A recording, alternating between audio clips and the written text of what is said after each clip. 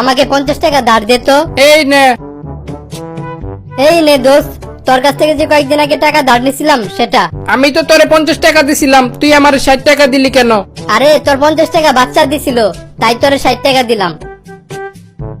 দোস্ত, আমাকে 500 টাকা ধার দিতে পারবি?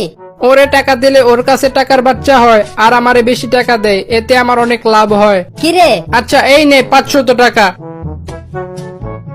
কিরে বল্টু, তুই তো আমার 500 টাকা দিলি না। দোস্ত, দুঃখের কথা আর কি বলমু, তোর 500 টাকা বাচ্চা দিতে গিয়ে মারা গেছে।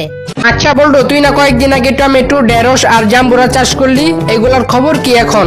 আরে টমেটো হয়েছে পুরা মেয়েদের গালের মতো, ঢেঁড়স হয়েছে পুরা মেয়েদের আঙ্গুলের মতো, আর জাম্বুরার কথা নাই বললাম।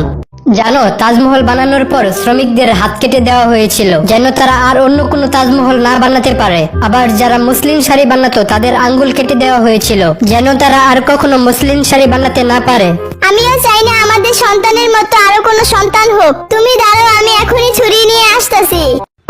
আচ্ছা বল্টু, তোরে যদি দুইটা মেয়ে বিয়ে করতে চাই তাহলে তুই কি করবি? প্রথমে দুইটার মধ্যে মারামারি করামু, যেটা হারবো ওটারে বিয়ে করবো। আরে তুই কি পাগল হয়ে গেছিস নাকি? যেটা হারবো ওটারে বিয়ে করবি কেন?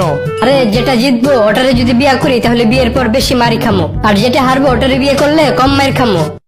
ডাক্তার, আমার দাঁত ভেঙে গেছে, কিছু করেন। আপনার দাঁত ভাঙলো কেমনে? আমার বউ অনেক শক্ত রুটি বানাইছিল, তাহলে রুটি খেতে মানা করে দিতেন। মানা করতে গিয়েই তো আমার এই অবস্থা। রাগ হলো আন্ডারপ্যান্টের মতো, থাকাটা জরুরি কিন্তু দেখানোটা জরুরি না। স্যার, এটা থেকে আমরা আরেকটা জিনিস শিখতে পারি। কি? গার্লফ্রেন্ডকে ভালোবাসার সময় রাগ থাকা যাবে না।